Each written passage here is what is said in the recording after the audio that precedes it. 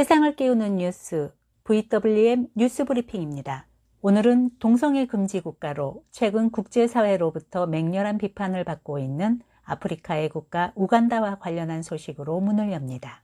현지 시각 지난 21일 동성애자와 성전환자 등 성소수자를 형사처벌할 수 있는 법안이 우간다 의회를 통과하자 우간다를 향한 국제사회의 비판이 쏟아지고 있습니다. 이 법안은 동성애자 정체성을 드러내거나 동성애를 조장하고 교사할 경우 10년 이하의 징역형에 처한다는 내용으로 요아리 무세베니 대통령이 서명만 하면 바로 효력을 갖고 실행됩니다.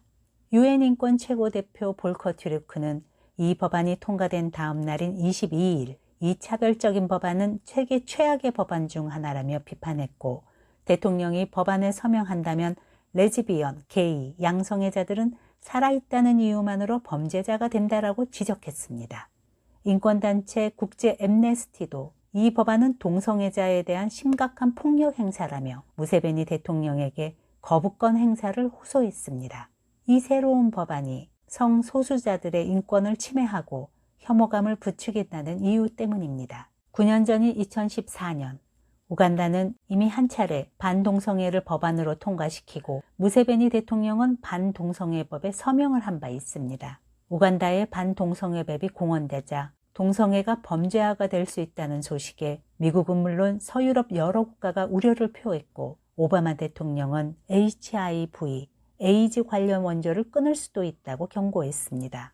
여러 인권단체도 반동성애법이 우간다 인권 수준을 수십 년 전으로 돌려놓았다고 비판했습니다. 이후 미국은 동성애 탄압 법안을 통과시킨 우간다 관료들의 미국 입국을 금지시키고 자산을 동결한다고 발표했습니다. WB 세계은행은 우간다 보건의료 시스템을 지원하는 9천만 달러 규모의 대출을 연기했으며, 덴마크와 노르웨이는 우간다에 대한 지원을 철회하거나 변경했습니다. 당시 미국의 오바마 대통령은 우간다가 동성애 금지법을 통과시키면 연간 4억 달러 이상에 달하는 원조를 끊겠다고 했습니다. 이에 무세베니 대통령은 우간다 국민을 살리는 길은 원조가 아니라 하나님의 말씀대로 사는 것이라고 단호한 의사를 밝히기도 했습니다. 국내 기독교계에서는 무세베니 대통령의 이러한 용감하고 신실한 결단과 선포가 열렬히 환영받았으나, 비기독교계에서는 장기 집권하고 있는 무세베니 대통령을 독재 대통령이라고 비난했고, 무세베니 대통령이 반동성애법에 서명한 것은 정부를 향한 불신이 고조되자 국면 전환 용도와 지지 세력을 결집하기 위한 정치적 목적으로 이용함이라는 말을 하기도 했습니다.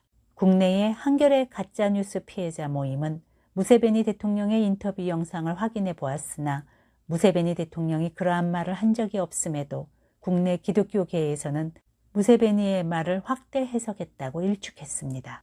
또한 국내의 한 언론사는 독재와 학살의 주인공도 동성애만 반대하면 하나님의 사람인 것이냐며 기독교계를 향해 조롱하기도 했습니다. 결론적으로 2014년에 무세베니 대통령이 서명한 반동성애 법안은 현실에서 실행되지 못했고 무효화되었습니다. 우간다 인권단체들이 이 법이 개인의 자유를 침해한다며 소송을 냈고, 무리하게 법안 상정을 지시했기에 절차상 문제가 있다고 판결됐기 때문입니다. 현재 아프리카의 약 30여 개국은 이미 동성관계를 금지하고 있습니다. 그러나 지난 21일에 우간다에서 통과된 성소수자를 형사처벌할 수 있는 이 법안이 무세베니 대통령의 승인을 거쳐 최종 확정되면 우간다는 동성애자로 식별되는 것 자체를 범죄로 규정하는 최초의 국가가 될 것입니다. 지금 우간다의 기독교인들은 이 세대와 다음 세대의 선한 도덕과 하나님의 가치관을 유지시키기 위해 동성애 처벌법을 통과시키려는 최전선에 서서 투쟁하고 있는 것입니다. 지금 이 시대에 살고 있는 우리 기독교인들은 진리의 제자로 진리에 순종하며 진리를 알고 진리를 가르쳐야 하는 사명을 가졌습니다.